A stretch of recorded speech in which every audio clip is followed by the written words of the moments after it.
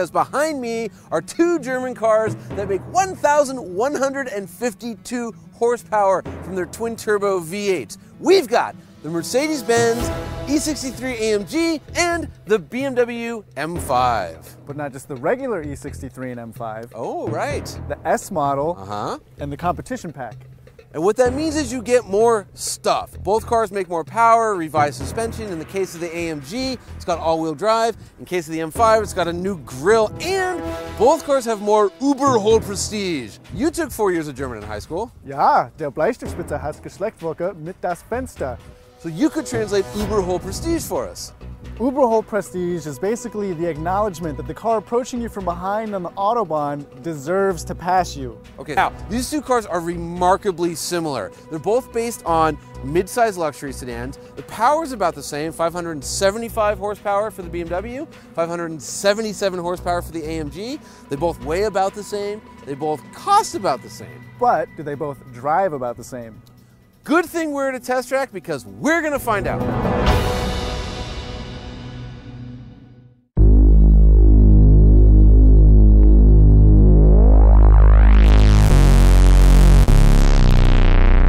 The BMW M5 competition rushes to 60 miles an hour in 3.7 seconds before crushing the quarter mile in the 11th. 11.9 seconds at 122.2 miles per hour. But the AMG's faster. It hits 60 miles an hour in 3.4 seconds before going through the quarter mile in 11.6 at 121.8.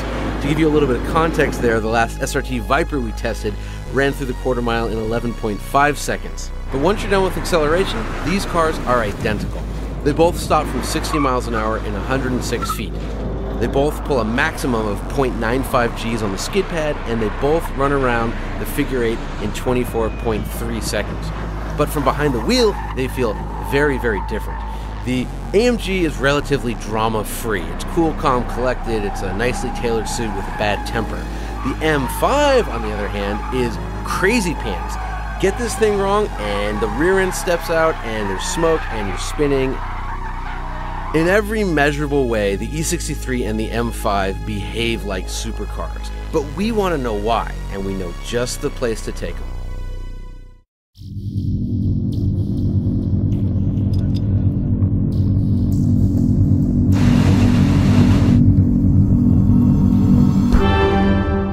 So we're here in Riverside, California, where we come to visit our buddies at K&N Engineering. They've been kind enough to let us use their dyno. What are we using the dynos for? Well, as we saw at the test track, in a straight line, these things are missiles. I mean, they're supercars, yet they're really heavy sedans. The BMW is about 4,400 pounds. The Mercedes is 4,500 pounds. But if you look at the numbers that they're claiming, the M5 competition, they're saying it makes 575 horsepower and 502 pound-feet of torque, whereas the E63 AMG makes 577 horsepower and 590 pound-feet of torque. Thing is, I don't believe a word of it. I think they're making a lot more power to be able to achieve those sort of numbers. So it's going to tell us how bad the Germans lie. Exactly right. First up is the E63 AMG S model with its hand-built M157 engine. That's a 5.5-liter twin-turbo V8.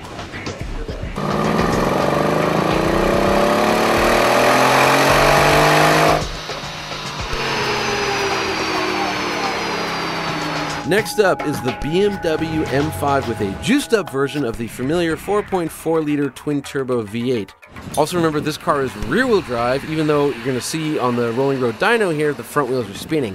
Why? Because if the rear is going 100 miles an hour and the front wheels aren't moving, the car shuts down.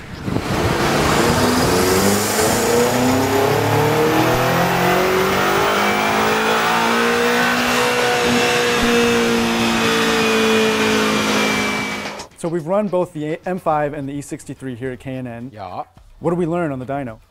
Glad you asked, and I happen to have a little mini encyclopedia here to go over all the numbers. So for you numbers junkies out there, I'm going to give you the raw wheel numbers. So the AMG at the wheels, and remember it's all-wheel drive, 541 horsepower and 505 pound-feet of torque. The BMW here did 508 at just the rear wheels and 452 pound-feet of torque. What does all that mean? Okay. Figure with a rear-wheel drive car, you're going to have 15% drivetrain losses, about average.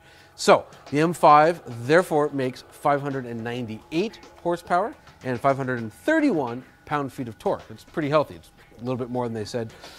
The AMG, on the other hand, is a different story because it's all-wheel drive, so you take into account about a 20% loss through the drivetrain, for a total of 676 horsepower and 631 pound-feet of torque, which is way above what they're claiming. Sure.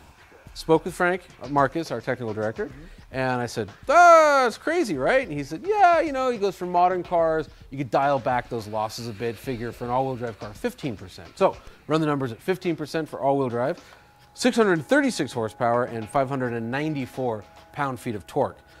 Closer to what they're claiming, but still above. It's interesting, though, because if you dial it back by 5% on the BMW, figure at 10% drivetrain loss, then you're looking at 502 pound-feet of torque, which is exactly what they're advertising. However, only 564 horsepower. And Frank also said the BMWs are notoriously difficult to dyno. So if we just go to like the normal kind of accepted 15% for rear-wheel drive, 20% for all-wheel drive, these cars make a lot of power.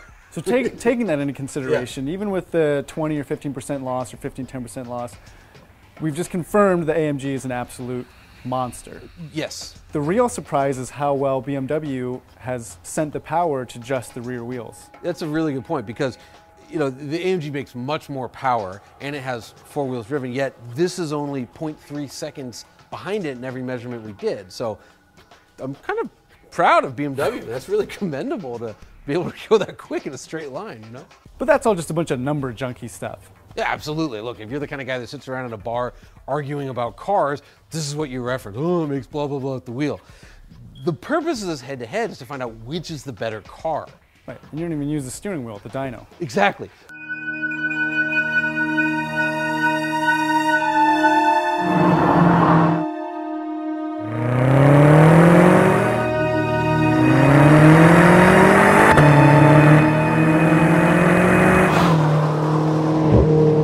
Pretty quick, yeah. Those are some aggressive shifts. Yeah. Oh, yeah. You can feel it through the whole car. You know, aside from the engine, my favorite part of the M5 is that transmission. It is just it's a dual clutch, but it's such a good dual clutch, and it's one of those that, you know, you can handle so much power, and it shifts so fast.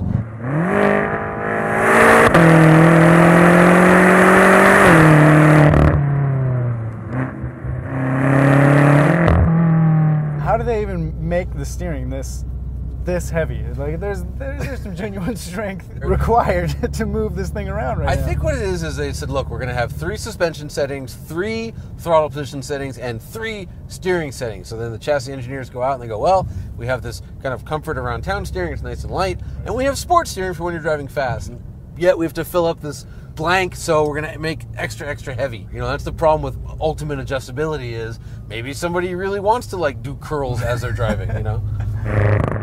That's kind of the M state of mind at this point. It's always one more, 125 settings. Yeah, it's a lot of adjustability. I mean, and not to defend them too much, but right. Like, let's say you're like most people, and there's like 1 or 2 ways you want to drive. They do give you the M buttons. Maybe there's like a freeway setting and like a canyon setting you want.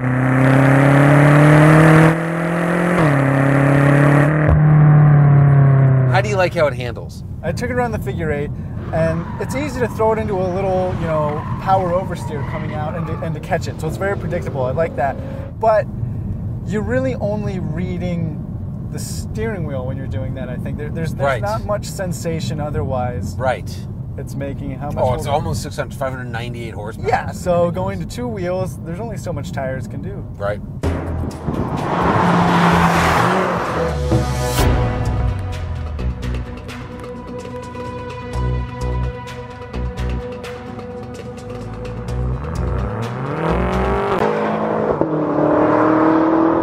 And I will say this, the M5 competition package is much better than the base M5. It's a lot more fun. Things we didn't like with the last one, the suspension just for whatever reason wasn't there, and they've done a great job in this one. They revised all the components. I think what they really did is they took everything off the M6 Grand Coupe and threw it on here, and then they lowered it 10 millimeters. The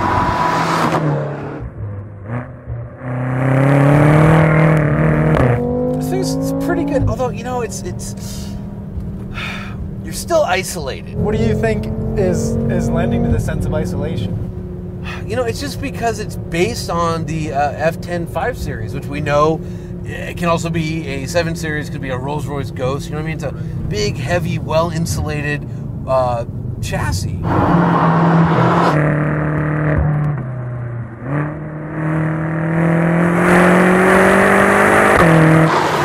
It's a lot like a GTR in that it turns and the car goes where you turn it, but it just, you don't feel that the wheel is actually being weighted from the wheels. You know, it's just sort of turning and the wheels are doing their own thing. There's too much going on in between the actual tires and your fingertips.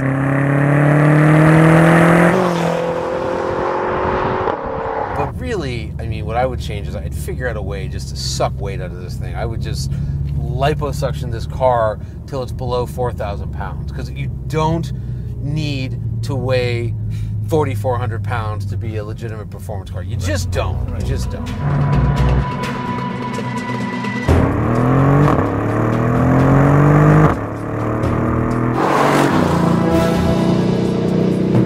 So we're in the E63 AMG S model. Initial impressions. My initial impression is of how nice this Alcantara wheel is. It's like at this point, my brain's already been hardwired to think Alcantara means performance. That could be fake. You could wrap a, Dodge Dart steering wheel in Alcantara. Sure, I wrap my pencils in Alcantara so I can write really fast. Right. It just feels a little bit quicker, a little bit lighter, and it's communicating to steering that's a little bit quicker and a little bit lighter, which lends to the overall impression that the whole car is lighter. The all-wheel drive seems to just hook up coming out of corners that much faster. It just moves the whole car along quicker. There is a sense of lightness to this car, even though we know it weighs 140 pounds more than the BMW. Even from the passenger seat, I can tell it just feels lighter. Which one do you enjoy more? As I go through that corner, I have to say I prefer the AMG. I think the M5 might be more fun in a parking lot where you can hoon around and just smoke the rear wheels and drift all over the place. But my favorite thing in the world is just going to a nice canyon road, knowing that I'm going to come out the other side alive and not having damaged anything. You could do that more comfortably and quicker in this car. I'm not sure I agree with you, which is why it's my turn to drive. Deal.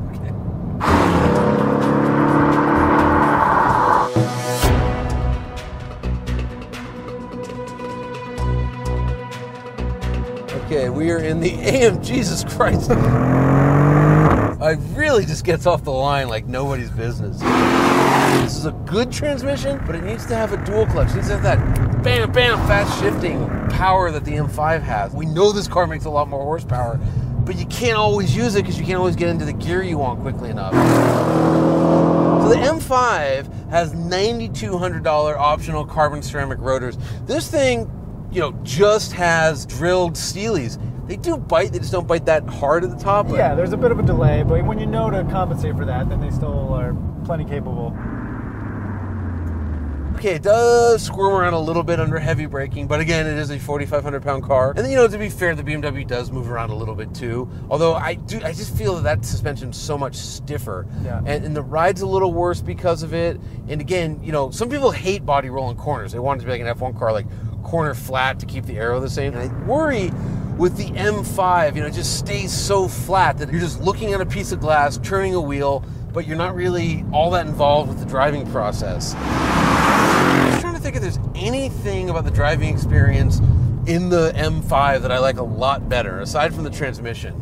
And I'm not totally sure that there is. At the end of the day, they are both big, comfortable luxury sedans, and then all of a sudden you can put down your right foot and be going much faster than you were a few seconds before.